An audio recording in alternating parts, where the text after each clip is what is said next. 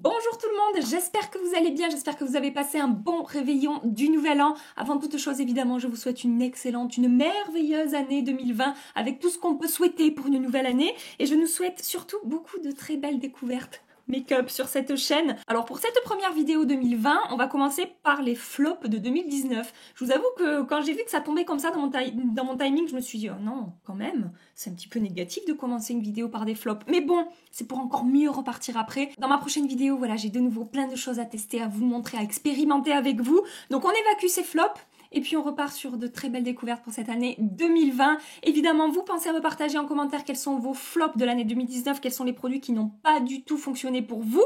Et je commence tout de suite la présentation. Je vais piocher comme dans les deux vidéos précédentes dans mon sac au hasard. Je commence tout de suite la présentation avec ce produit-là de chez Dior. Donc c'est une base pour le teint. Il s'agit de la Dior Backstage Face and Body Primer.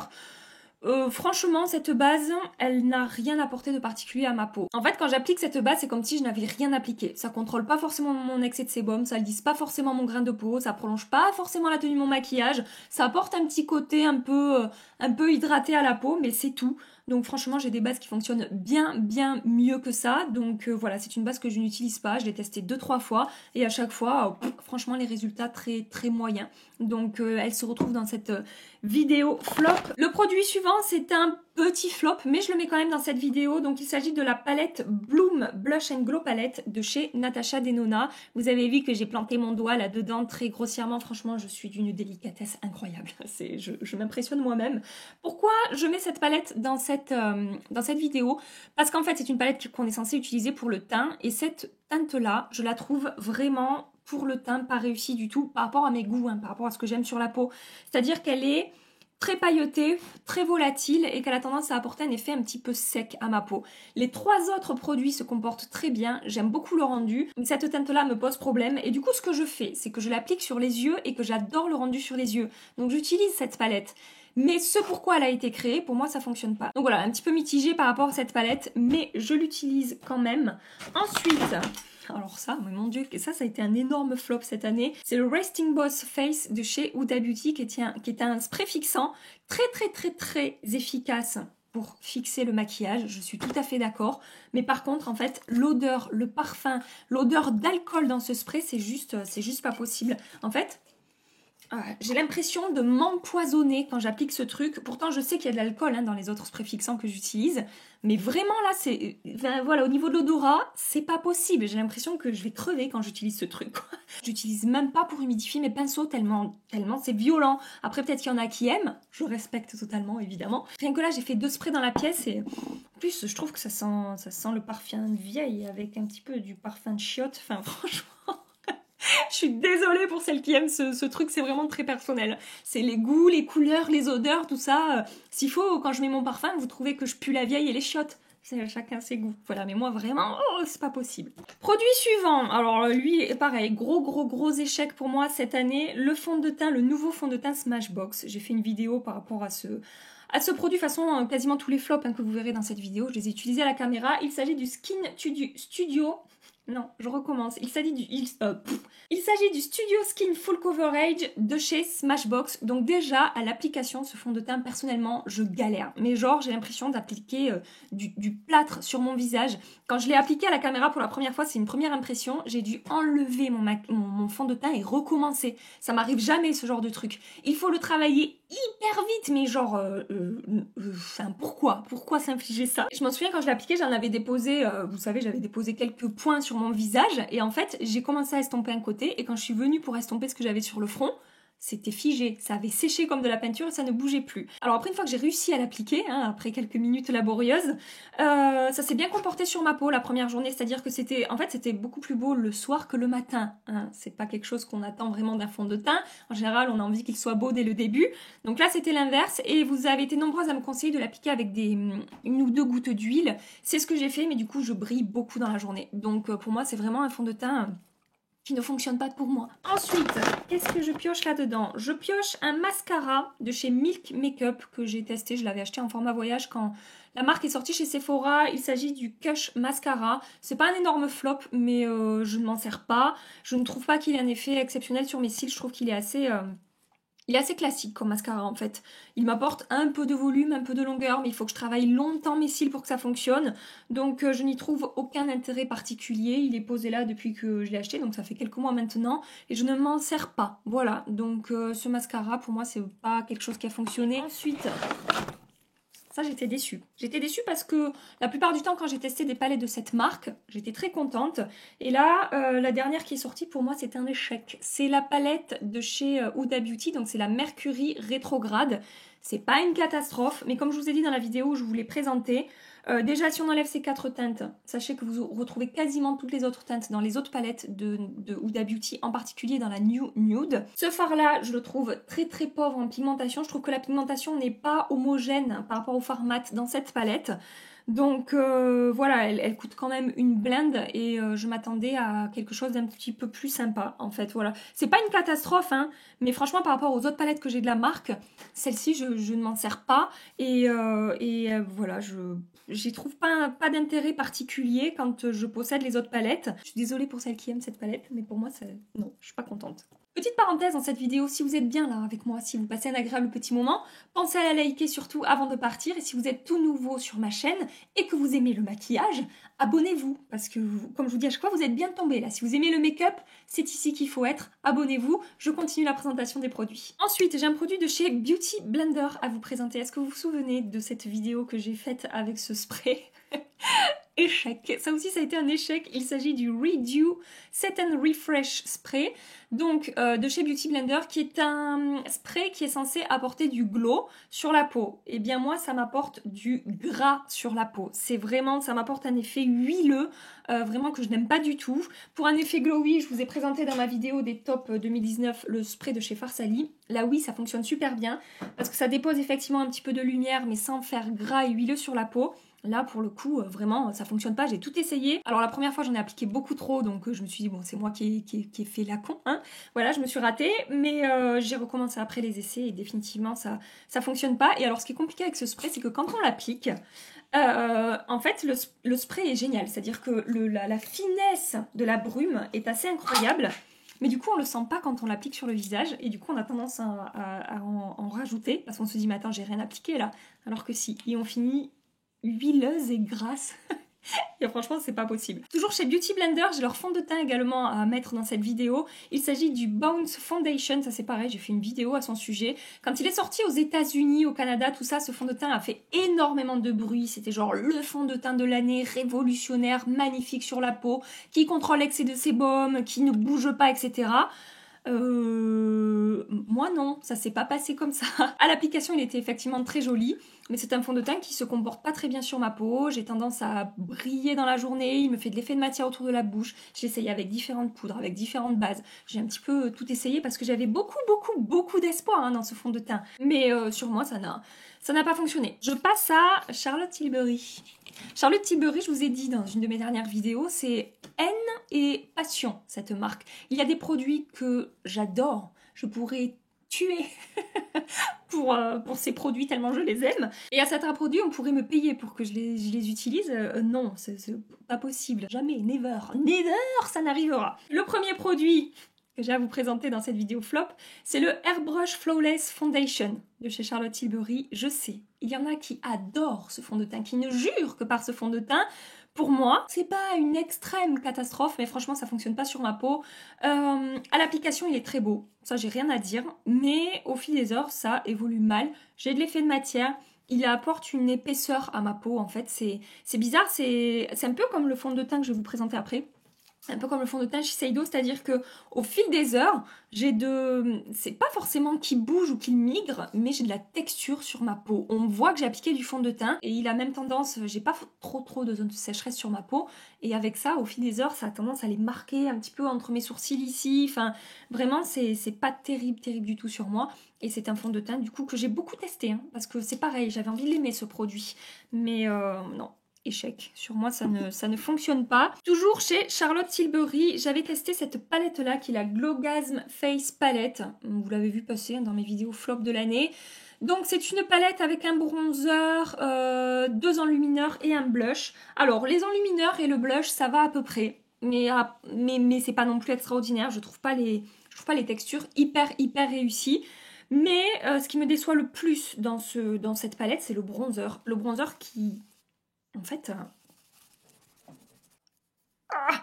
voilà, vous avez vu, hein, comme j'ai appuyé dans ce bronzer, et voilà le swatch tout à fait normal qui en ressort. Je fais ça avec un autre bronzer. Voilà, c'est pas ça qui se passe. Donc vu le prix que j'ai payé cette palette, non en fait, je m'attendais pas à ça. Alors on m'a conseillé d'utiliser les produits mouillés. Oui, hein, je vous dis, pour le blush et l'highlighter, ça fonctionne bien. Quand c'est mouillé, c'est sympa. Mais le bronzer, non. Vraiment, voilà, ça fonctionne pas pour moi.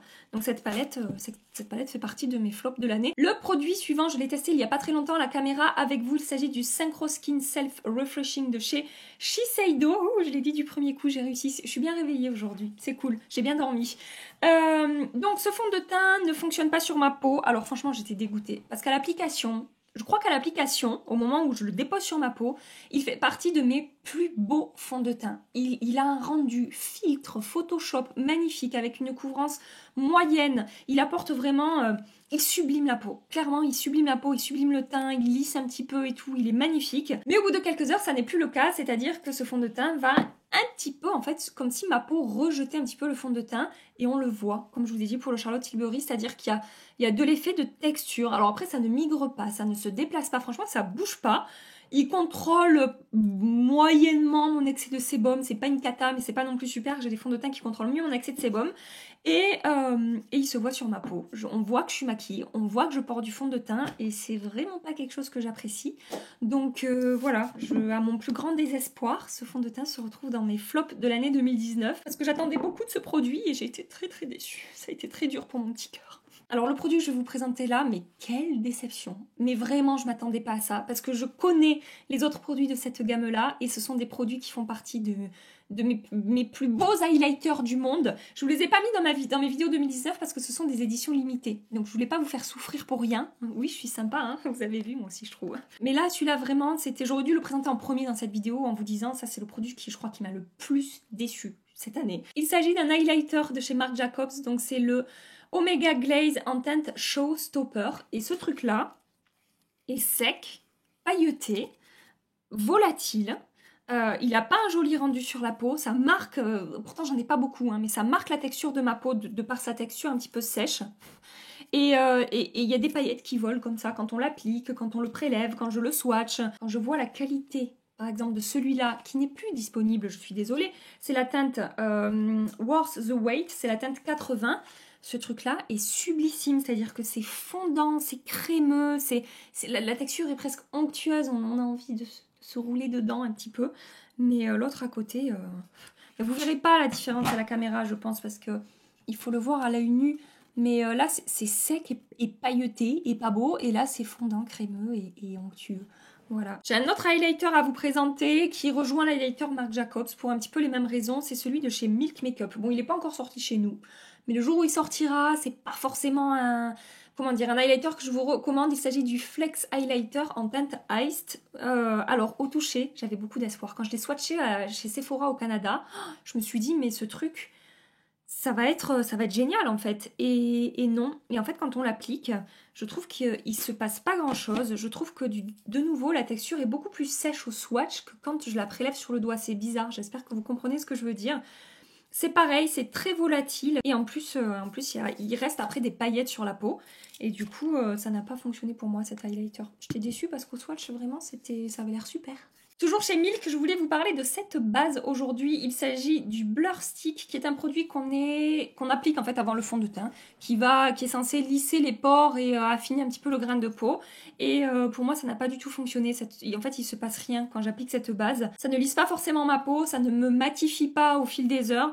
Et pour moi, c'est une base qui, comme un petit peu la Dior, en fait, ne m'apporte rien du tout. Même la texture, j'aime pas trop la texture de ce stick en fait sur la peau. Donc je l'utilise jamais. Ça fonctionne pas. Chez Anastasia, maintenant c'est rare que j'ai des flops chez Anastasia, mais cette année j'en ai eu un. J'ai la base pour les yeux de la marque qui est sortie cette année. Et pour moi, en fait, elle fixe pas mon maquillage. Elle est bien pour faire des cut crease. Oui, des fois ça m'arrive. C'est très rare, mais des fois ça m'arrive. Donc pour ça fonctionne bien, mais si j'ai une base en dessous, en fait. Mais comme base pour prolonger la tenue du make-up, Sur moi, non, les fards ont tendance à filer un petit peu dans les plis, à se déplacer au cours de la journée. Donc j'attends absolument pas ça d'une base. Du coup, je l'utilise pas. Ensuite, de nouveau chez Huda Beauty, j'ai ce produit-là à vous présenter. Donc ce sont ces matte lipstick en raisin. Là, c'est la teinte Joyride, je crois. Oui, c'est ça. Donc la teinte, franchement, j'aime beaucoup. C'est un très joli nude mauve marronné, très très sympa. Mais la texture sur moi, j'aime pas du tout. Déjà, je trouve que c'est un petit peu épais. J'aime pas trop la sensation que ça apporte quand on l'applique sur les lèvres. Et en plus, ça ne tient pas bien du tout sur moi. Même avec un crayon en dessous, au bout de très peu de temps, ça s'estompe complètement sur le centre de mes lèvres et je me retrouve avec un vieux contour des lèvres dégueulasse. Vous savez la mode là, des années 80, là, ou 90, je sais plus, là, les gros contours des lèvres marron. Et ben en fait, quand j'applique ce rouge à lèvres, je me retrouve avec ça sur le visage. Franchement, non, c'est pas possible. Toujours dans la catégorie rouge à lèvres, j'ai un rouge à lèvres de chez Natasha Denona à vous présenter. Donc là, vas-y, merci. Donc là, il me gonfle en ce moment cet appareil, il a du mal à faire ses focus. Rouge à lèvres en raisin de chez Natasha Denona. Il s'agit des I Need a Nude en teinte Claudia. Alors c'est pareil, la teinte, je la trouve super jolie. Il est plutôt joli à l'application, c'est le swatch qui est ici. Il est plutôt joli à l'application, mais au bout de quelques minutes, au bout d'une heure à peu près, il marque énormément la texture de mes lèvres. J'ai quand même pas mal de petites ridules sur mes lèvres. Et ce rouge à lèvres a tendance à les amplifier puissance 10. Après, la texture est agréable, il est plutôt confortable, le rendu au moment de l'application est assez joli, mais je vous dis, c'est ça, vraiment, ça enlaidit mes lèvres et c'est pas du tout l'idée quand j'applique un rouge à lèvres. Donc c'est dommage parce qu'il y avait de très très belles teintes dans ce rouge à lèvres et même avec un crayon en dessous ça me fait le même effet. Du coup ce que je fais c'est que je le mélange à d'autres rouges à lèvres. Quand j'applique par exemple un rouge à lèvres que je trouve un petit peu trop rose, j'applique celui-là qui est vraiment marronné par dessus et du coup là ça se passe bien parce qu'il est mélangé à une autre texture. Mais tout seul vraiment je ne l'utilise pas. À partir de là les produits que je vais vous présenter je ne les ai plus en ma possession, soit parce que je ne les ai jamais eus, j'ai eu des échantillons, donc j'ai pas acheté ces produits parce qu'ils n'ont pas fonctionné, soit parce que je les ai fait tester à d'autres personnes qui les ont aimés et je leur ai laissé. Je vous afficherai évidemment un visuel par ici que vous puissiez voir de quoi je parle. Et donc le produit suivant qui n'a pas fonctionné, qui m'a franchement, c'est pas un gros flop, mais je ne l'ai pas gardé et j'ai pas été transcendée lors de sa sortie. Pourtant c'est une palette qui a fait le buzz. C'est la Reloaded de chez Urban Decay. Il y a des palettes que j'adore chez Urban Decay, la Hit, la Oni, ce sont vraiment des palettes que j'apprécie beaucoup. Mais la Reloaded, je sais pas, j'ai pas été emballée du tout par cette palette. J'ai trouvé que la qualité des fards était un petit peu mitigée dans cette palette. Bon, les mats, c'était très bien, les mats de chez Urban Decay sont très bons, mais dans les lumineux, il y en a qui étaient très jolis, mais il y en a qui étaient un petit peu épais, un petit peu chunky, qui se défaisaient un petit peu. J'ai pas trouvé la qualité extraordinaire. Et surtout, j'ai ma Sultry de chez Anastasia Beverly Hills que j'adore, et on était presque sur un dupe de cette palette-là. Donc d'ailleurs, j'ai fait une vidéo où je les mettais un petit peu en compétition, et pour moi, la Sultry a remporté la bataille. Voilà, donc pas un gros flop, mais franchement, pas transcendé du tout par cette palette. Ensuite, je voulais vous parler des fonds de teint Dior qui sont sortis au tout début de l'année. Il s'agit des fonds de teint Dior Forever. J'ai ma petite liste là devant moi. Je suis sérieuse, je suis sage comme fille. Donc ces fonds de teint, je dis c'est parce qu'il y a deux versions qui sont sorties, la version matte et la version glowy. Et pour moi, ils n'ont pas fonctionné. Alors pour une raison un petit peu bizarre, un petit peu particulière, c'est-à-dire que je n'expérimente pas souvent ce genre de choses avec les fonds de teint, mais j'ai eu le même résultat avec les deux versions de ce fond de teint, donc je pense que c'est au niveau de la composition que ça va pas pour moi. Au moins l'application, très beau, texture très fine, camoufle bien les imperfections, très joli rendu, etc. Au niveau de la tenue, ça ne migrait pas, ça ne bougeait pas, ça contrôlait plutôt bien mon excès de sébum. Mais alors, si j'avais le malheur de faire ça sur mon visage, j'avais la trace de mon doigt sur ma peau. C'est-à-dire que du moment où j'effleurais mon visage, le fond de teint se décrochait et disparaissait sur l'objet ou le membre de mon corps qui avait touché mon visage. Donc moi, souvent, ça m'arrive de me poser par exemple comme ça, et je me retrouvais avec presque la trace de mes doigts comme ça au niveau de mon fond de teint sur mes joues. Quand je mangeais, si j'avais le malheur d'essuyer ma bouche un petit peu trop au-dessus de ma lèvre, paf, j'avais un trou comme ça où j'avais plus de fond de teint. Et ça ne me le fait absolument pas avec des fonds de teint que j'aime. Donc ces fonds de teint, non, pas fonctionné pour moi. Toujours catégorie fond de teint, le fond de teint hydratant de chez Fenty Beauty. J'ai une peau mixte, c'est un fond de teint hydratant, donc forcément ça ne fonctionne pas très bien pour moi. C'était un fond de teint très joli à l'application, mais j'ai énormément brillé avec ce fond de teint. Ça ne m'étonne pas, je l'ai tenté, c'était un échantillon je crois que j'avais, et ça n'a pas fonctionné. Et toujours chez Fenty, j'avais également testé l'anti-cerne Fenty Beauty. Je l'ai revendu parce que, tout simplement parce que ça marquait mes petites rides et mes petites ridules, ça avait tendance à ternir un petit peu mon dessous d'œil, un petit peu comme le fond de teint. Vous savez, le fond de teint très très mat de chez Fenty Beauty, je trouvais que ça avait tendance à me plomber le teint tellement il était mat, et j'ai rencontré un petit peu la même chose avec l'anti-cerne. Ça ternissait mon dessous d'œil et ça m'apportait un effet un petit peu fatigué. Du coup, je ne l'ai pas gardé, cet anti-cerne. De nouveau, dans la catégorie des fonds de teint, le fond de teint, l'essentiel de Guerlain. Donc ça, c'est pareil, j'ai eu un échantillon, merci. Parce que ce fond de teint, qui est un fond de teint qui a aussi un côté soin, en fait, et du coup un côté hydratant, il n'a pas fait des miracles sur ma peau. Au moment de l'application, très joli rendu, un petit peu lumineux, un petit peu glowy, qui, voilà, affine le grain de peau. J'aimais bien au moment de l'application. Mais au bout de quelques heures, je brillais quand même pas mal. J'avais de l'effet de matière autour de ma bouche. Il évoluait pas forcément très très bien sur ma peau. Il a fait le buzz, ce fond de teint, mais le buzz, j'avais vraiment envie de beaucoup l'aimer. Mais non, sur moi, sur moi, c'était pas terrible. Si vous voulez voir j'avais fait une vidéo au sujet de ce fond de teint. Donc si vous voulez voir comment est-ce qu'il évolue sur ma peau, vous pouvez aller voir. Le produit suivant qui n'a pas fonctionné pour moi, c'est un produit d'une marque que j'apprécie énormément, en particulier pour ses produits teints.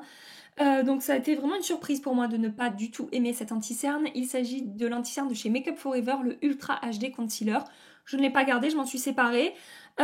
C'était un anti-cerne qui tenait pas en fait sur mon contour des yeux, c'est-à-dire il marquait mes petites rides et mes petites ridules, et il faisait un petit peu d'effet de matière au fil des heures. Voilà, donc il n'avait pas forcément un très joli rendu sur la peau. J'ai des anti-cernes qui se comportent beaucoup beaucoup mieux sur moi, donc j'ai pas été du tout emballée par cet anti-cerne et je ne l'ai pas gardé. Le produit suivant que je vais vous présenter, c'est pas un gros flop. Genre, c'est pas un produit que je vais revendre, c'est un produit que je vais garder, c'est un produit que je vais continuer à utiliser.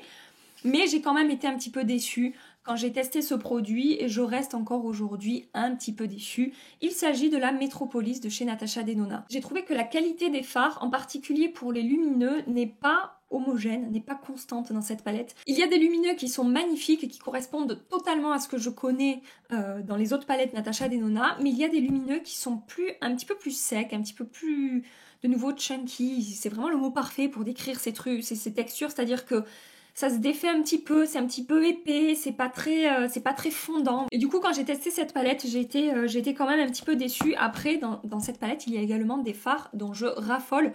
En particulier, les textures qui sont propres à Natasha Denona, ces fards mat mais crémeux. C'est vraiment une texture particulière. Je pense que vous pouvez pas vous imaginer tant que vous n'avez pas swatché ce type de fard, mais ça, pour moi, ça contrebalance pas le fait qu'il y ait des lumineux qui m'ont déçu dans cette palette. Je suis en train de me rendre compte que je vous avais dit que les produits suivants, je ne les avais pas sous la main, mais en fait il m'en restait deux sous la main, donc la Metropolis que je viens de vous montrer, et cette palette là de chez NARS qui était une palette en édition limitée. Il s'agit de la Endless Orgasm Palette. Pourquoi ça n'a pas fonctionné pour moi? Si je me souviens bien, sur le visage, je n'aimais pas trop le rendu de ces produits crémeux. Certains sont pailletés. Il y a un ou deux blushs que j'aime bien, mais quand on achète une palette, on a envie d'utiliser tous les produits. Et en plus, elle était vendue, il me semble, comme une palette qu'on pouvait utiliser donc sur le visage, sur les lèvres et sur les yeux. Et vraiment sur les yeux, pas possible non plus. C'est-à-dire que ce sont des textures qui ne tiennent absolument pas sur les yeux, qui se déplaçaient, qui migraient dans les plis de la paupière, qui ne tenaient absolument pas. C'est rare que je sois déçue chez NARS. Et là, vraiment surprise quoi. Surprise parce que j'attendais beaucoup de cette palette. J'avais vu des visuels vraiment très très jolis. Et en fait, non. Ça n'a pas marché. Le produit suivant, c'est un produit de chez Wet n Wild. C'est un bronzer. Je vous l'accroche ici. Alors, il y a plusieurs teintes dans ce bronzer. Et en gros, j'ai dû prendre la mauvaise teinte. Parce qu'il y a une autre teinte. Vous m'avez écrit en me disant, mais Gabi, moi j'ai pris cette teinte-là. Et c'est pas du tout la même chose que ce que tu décris. Donc moi, la teinte que j'avais prise, je me souviens plus exactement. Il faudra que je regarde dans les vidéos au crash test que j'avais faites. C'était un bronzer qui était censé être lumineux, mais là carrément c'était un highlighter, c'est-à-dire que c'était inutilisable pour moi comme bronzer, peut-être à la limite en topper de bronzer, mais franchement c'était pas top du tout. Et ce que j'ai fait carrément, c'est que je l'ai donné à une personne en lui disant utilise-le comme fard à paupières, parce que c'est quelqu'un qui voulait quelque chose de très subtil, très léger sur la paupière, une couleur assez naturelle. Je lui dis bah tiens, prends ce bronzer et applique-le, voilà, applique-le sur ta paupière mobile, tu peux remonter un petit peu dans le creux, ça sera très joli. Mais comme bronzer, vraiment, moi j'ai trouvé que c'était une catastrophe. Si vous voulez un bronzer petit prix exceptionnel, je vous renvoie à ma vidéo sur mes favoris de l'année 2019 version petit prix. Je vous ai parlé de ça. Le bronzer Make-up Revolution qui coûte je crois 4 euros, un truc comme ça sur Beauty Bay. Allez voir parce que là par contre il y a une pépite. Et c'était donc le dernier produit de ma liste de mes flops de l'année 2019. J'avais quand même une liste assez conséquente. Hein. Je teste beaucoup de choses donc forcément je fais de très belles découvertes, mais également des produits qui ne marchent pas vraiment sur moi. Dans ma prochaine vidéo, on reprend nos Get Ready With Me du dimanche. J'ai acheté pas mal de nouveautés qui sont sorties ces derniers temps. Le nouveau fard de chez Marc Jacobs, The Glitter machin, faut absolument que je vous en parle. Les nouvelles palettes Fenty, l'anti-cerne Dior, enfin voilà, j'ai pas mal de choses à tester avec vous. J'ai hâte de vous retrouver pour la suite de ces aventures YouTube tout au long de l'année 2020 qui arrive. Je suis sûre qu'on va passer de très bons moments ensemble. Je vous laisse ici. Si vous voulez rester un petit peu plus longtemps avec moi, je vous accroche 2 vidéos ici. Vous pouvez cliquer pour aller voir ces vidéos-là. Et en attendant ma prochaine vidéo, je vous fais des milliards et des milliards de bisous. Mouah. Prenez soin de vous et à très bientôt. Bye bye.